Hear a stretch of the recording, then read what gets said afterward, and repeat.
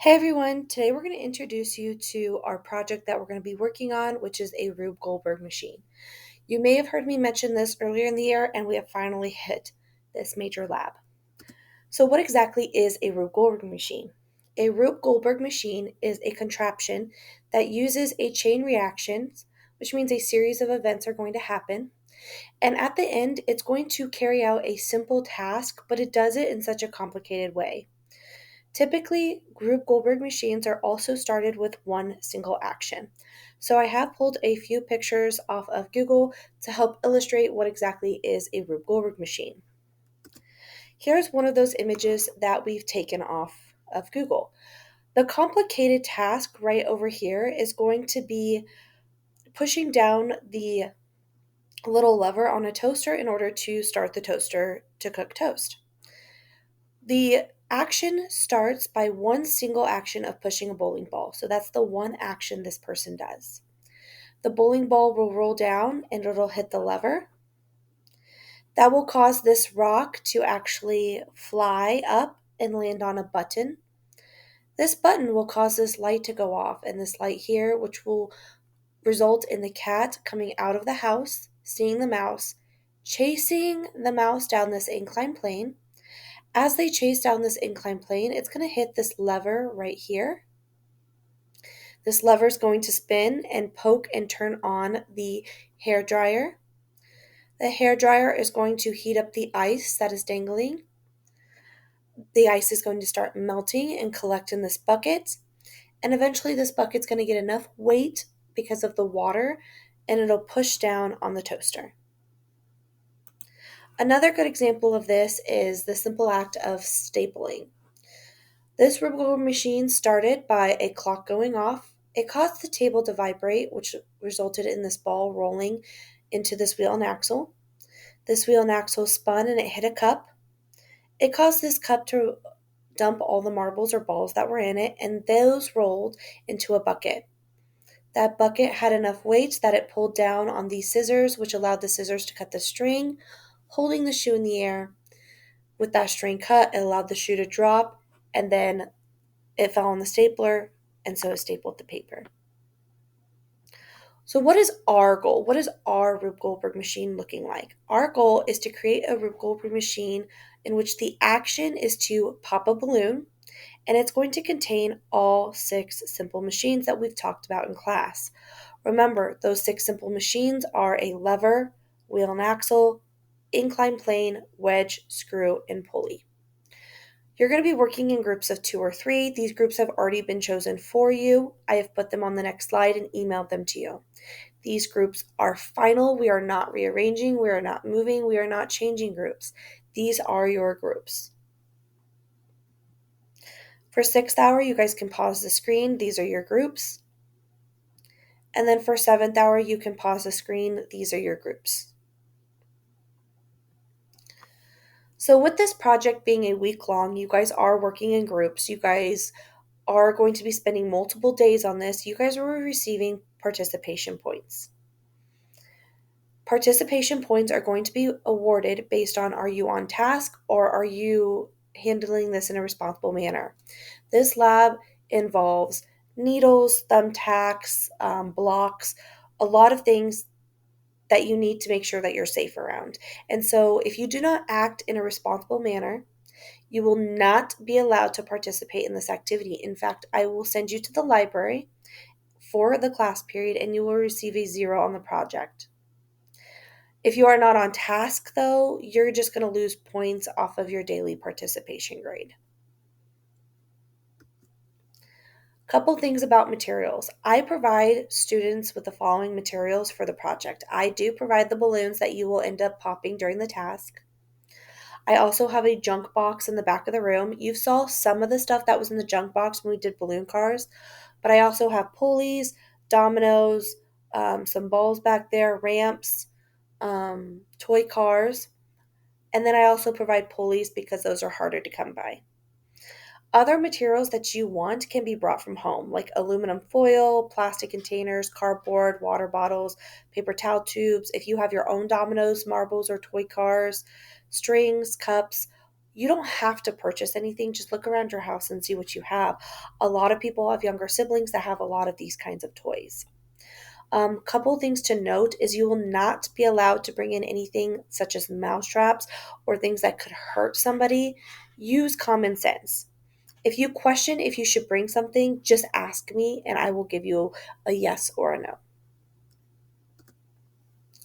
So what you're going to do is we're going to work on the before you begin your project part of a packet. You should have already been put into your groups and you should have each gotten a packet from the substitute teacher. Again, you should only have one packet that you need per group. The first thing you should do in the before you begin section is you should list and give the definition of the 6 types of simple machines that we learned about in chapter 14. The biggest hint I can give you is you're going to find each of those definitions / descriptions in your guided notes. Use them. The second thing that you're going to do is you're going to watch at least 2 YouTube videos before beginning to build your machines, and you're going to write that website link / URL.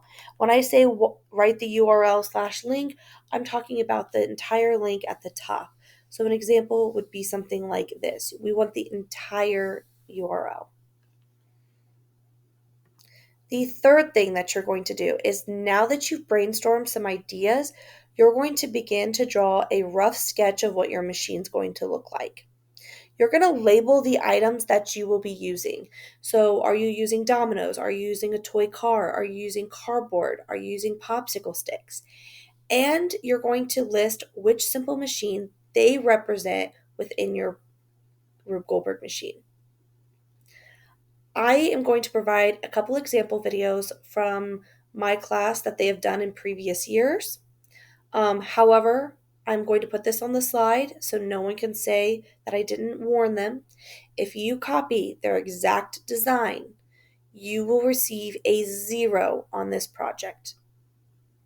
If you copy even 3/4 of their design, you will receive a 0. You can copy parts of it to get ideas, but you cannot copy their full design. So here is our first example of somebody's Rube Goldberg machine in the past. They have all 6 simple machines incorporated. Their lever is the dominoes up here at top. Their wheel and axle, they have a toy tractor down here. So if you can't see, it's down here. Incline plane, they actually have 2 of them. They have a ramp here made of popsicle sticks, but also this lifts up to be a ramp. They have a wedge, which is the needle on the end of the tractor. Their screw is this aluminum foil wrapped around a paper towel tube. Their pulley is actually going to be this bucket. Marbles will fall into it and it will drop down and it'll lift up this other side. So let's go ahead and just play this video to see kind of how their Rube Goldberg machine worked. Yes. If it stops on the thing, it's gonna crack it. Oh, that's cool. Here's another example of a Rube Goldberg machine from last year as well. They end up having their lever be dominoes. Their wheel and axle was a toy car. Their incline plane was a wooden ramp. So here's the wooden ramp. You can see that it's slightly slanted because they put a little block under here. Their wedge was a needle attached to the end of a domino. Their screw was actually a screw that they screwed into this block. And when they screwed it into this block, it actually caused their pulley to lift up a cup full of marbles. So the string actually wrapped around that screw in order to pull the pulley up. So let's watch their video. This is Elon. I can't fit this thing in the screw. Here we go. Work this time. Yeah!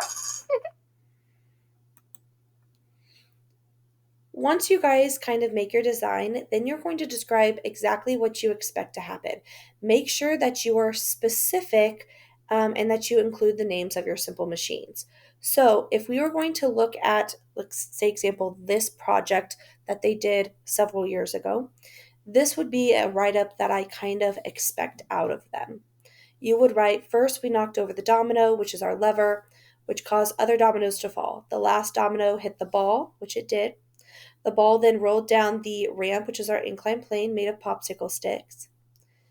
And this is what I mean by be specific. They're ramps made of popsicle sticks. Then it went down the screw, and I was specific. It was made of aluminum foil wrapped around a paper towel tube. At the bottom of the screw, the ball fell into a cup. So technically, if I wanted to be more specific, I should have said the ball hit the marbles, which fell into the cup. The cup is our pulley.